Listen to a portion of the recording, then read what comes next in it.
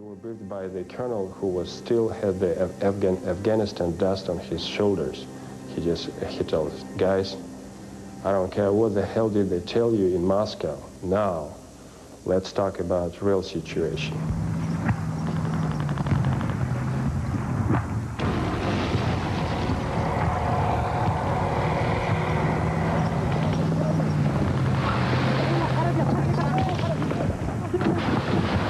By late 1980, over 100,000 Soviets are fighting and dying in Afghanistan. But when the bodies of the dead return home, families are told that their sons and brothers have died in training accidents.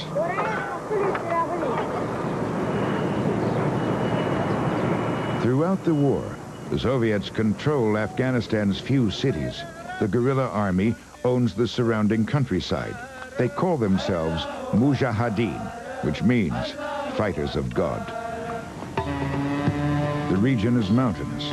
Much of the country sits above 10,000 feet. In attempts to project power beyond the cities, the Soviets scatter fire bases across the land.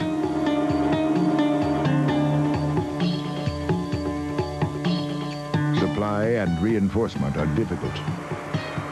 Afghanistan's deep gorges and narrow mountain passes prove a nightmare to Moscow's conventional army.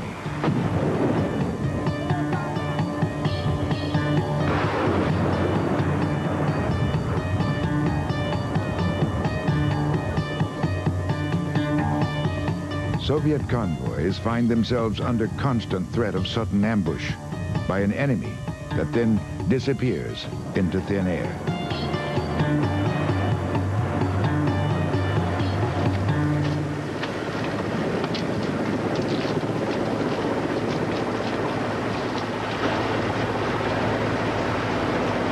In this rugged setting, the Red Army comes to rely more heavily on one machine than any other. Like the American conflict in Vietnam, Afghanistan is a helicopter war. And like the Huey helicopter in Vietnam, one aircraft comes to embody the Soviet struggle there.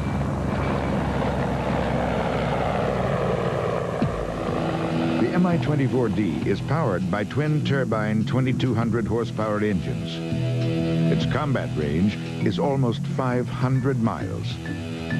The gunner sits in the front seat and the pilot in the rear. The transport compartment can carry 8 troopers, but is most often used to store extra ordnance. The stub wings add 25% more lift in high-speed flight, reduce the chopper's turning radius, and can be hung with 4 32-shot rocket pods. In front, the hind wields a 4-barreled 12.7mm Gatling gun.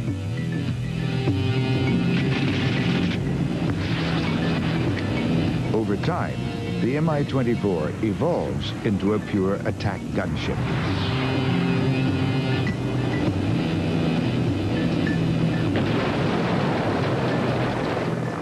It seldom carries troops, except in an emergency. Usually, it is left to Mi-17s and Mi-8s to pull the men on the ground out of danger. You are in trouble, and if he's not getting you out of there, that's the end of it. And even when you're on board, you just hold your breath and count hour-long seconds before you feel that the altitude and probably the distance is long enough so you can slowly exhale and relax. In many ways, the Mi-24 is a product of the American experience in Vietnam. U.S. Army studies following the war in Southeast Asia determined America's Huey helicopter both underpowered and extremely vulnerable to enemy fire. In the early 1970s, Soviet designers sifted through these studies and took them to heart.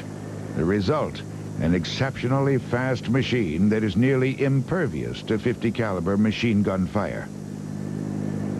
And that was really something dreadful.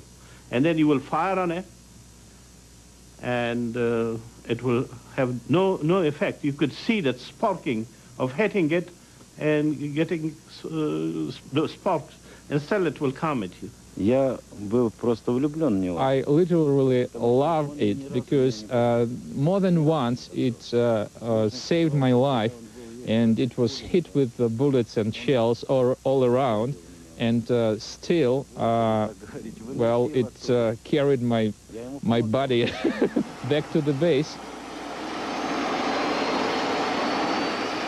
Soviet tactics often replicate the hammer and anvil operations used by American forces in Vietnam. Hours prior to a Hind assault on a suspect village, Soviet troops are inserted into hidden positions along the villagers' most likely path of escape. The Hinds would pop up from behind the mountain peak with the sun rising and the winds blowing into their direction. And this is like a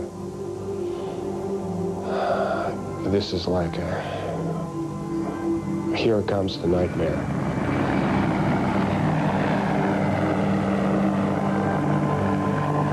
You could scare you know, even Afghan Mujahideen, they were very brave, they were very good fighters, they didn't care even if they're dead or alive, you know.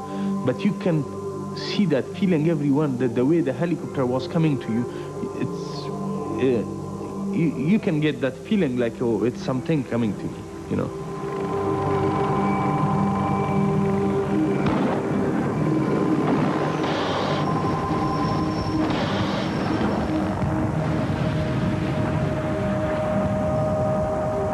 When they flee the incoming choppers, it is the Afghans who are ambushed as they stumble headlong into Red Army paratroopers lying in wait.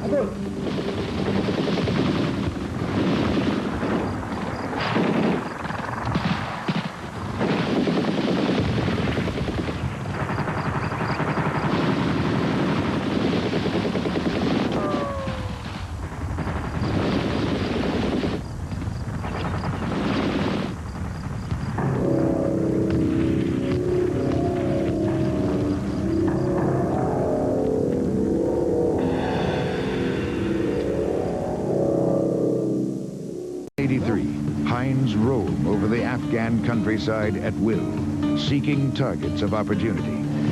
Soviet pilots named themselves the Grey Wolves. The men they prey upon call them the Garbach, or boogeymen. We were told that we had free hunting, that we should go off and shoot any people not using official roads. But it wasn't right. What if a man in the desert is just moving to the nearest village? When we first came, some people felt okay about us. But in a year or so, that changed. For Soviet pilots, telling civilian from combatant is often